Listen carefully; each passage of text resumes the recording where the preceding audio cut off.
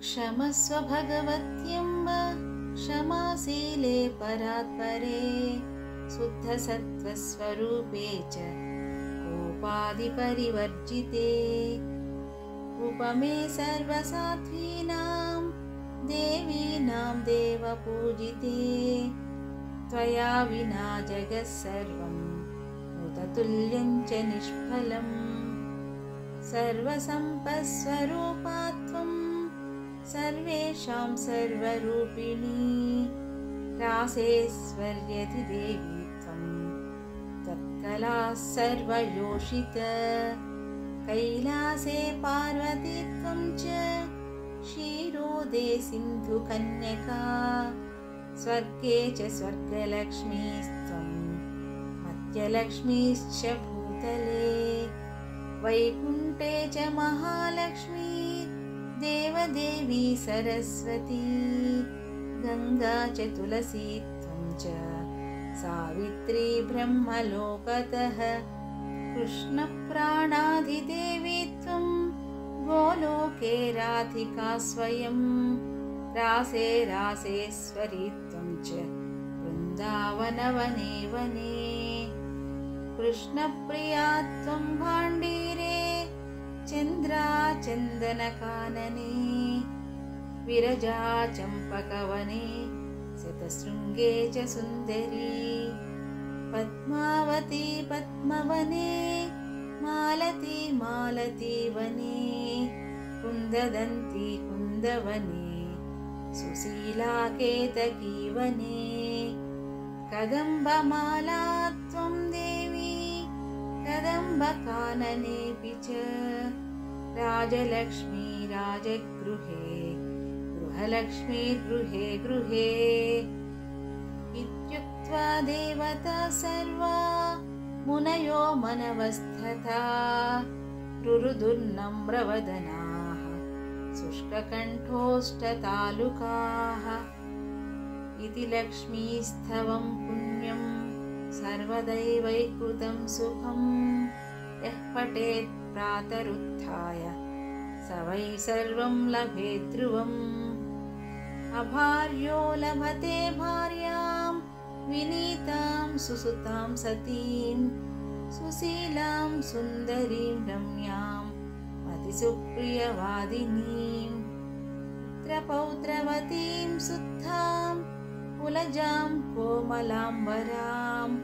अपुत्रो लभते पुत्रं वैष्णवं चिरजीविनम् परमैश्वर्ययुक्तं च विद्यावन्तं यशस्विनम् भ्रष्टराज्यो लभेत् राज्यं भ्रष्टश्रीर्लभते श्रियम् हतबन्धुर्लभेत् बन्धुं धनभ्रष्टो धनं लभेत् कीर्तिहीनो लभेत् कीर्तिं प्रतिष्ठां च लभेत् ध्रुवम् सर्वमङ्गलदं स्तोत्रं शोकसन्तापनाशनं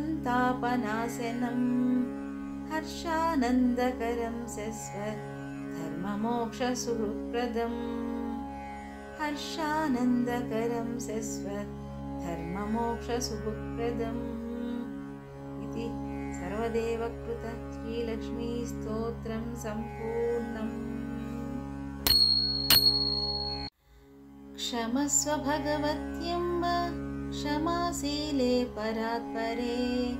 शुद्धसत्त्वस्वरूपे च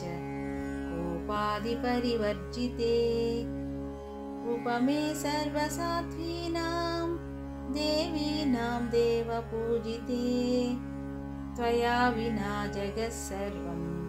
मृततुल्यं च निष्फलम् सर्वसम्पत्स्वरूपात्वं सर्वेषां सर्वरूपिणी रासेश्वर्यधिदेवी त्वं तत्कलाः सर्वयोषित कैलासे पार्वती त्वं च क्षीरोदे सिन्धुकन्यका स्वर्गे च स्वर्गलक्ष्मीस्त्वं मध्यलक्ष्मीश्च भूतले वैकुण्ठे च महालक्ष्मी देवदेवी सरस्वती गङ्गा च तुलसी त्वं च सावित्री ब्रह्मलोकतः कृष्णप्राणाधिदेवी त्वं गोलोके राधिका स्वयं रासे रासेश्वरी त्वं च वृन्दावनवने वने कृष्णप्रिया त्वं भाण्डीरे चन्द्राचन्दनकानने विरजा चम्पकवने शतशृङ्गे च सुन्दरी पद्मावती पद्मवने मालती मालतीवने कुन्ददन्ती कुन्दवने सुशीला केतकीवने कदम्बमाला त्वं देवी कदम्बकाननेऽपि च राजलक्ष्मी राजगृहे गृहलक्ष्मी गृहे गृहे इत्युक्त्वा देवता सर्वा मुनयो मनवस्तथा रुरुदुर्नम्रवदनाः शुष्ककण्ठोष्ठतालुकाः इति लक्ष्मीस्तवं पुण्यं सर्वदैवैकृतं सुखं यः पठेत् प्रातरुत्थाय स वै सर्वं लभेत् ध्रुवम् अभार्यो लभते भार्यां विनीतां सुसुतां सतीं सुशीलां सुन्दरीं रम्यां मतिसुप्रियवादिनीं पुत्रपौत्रवतीं शुद्धां कुलजां कोमलाम्बराम् अपुत्रो लभते पुत्रं वैष्णवं चिरजीविनम् परमैश्वर्ययुक्तं च विद्यावन्तं यशस्विनम् भ्रष्टराज्यो लभेत् राज्यं भ्रष्टश्रीर्लभते श्रियम् हतबन्धुर्लभेत् बन्धुं धनभ्रष्टो धनं लभेत् कीर्तिहीनो लभेत् कीर्तिं प्रतिष्ठां च लभेत् ध्रुवम् सर्वमङ्गलदं स्तोत्रं शोकसन्तापनाशनं हर्षानन्दकरं धर्ममोक्षसुहृत्प्रदम्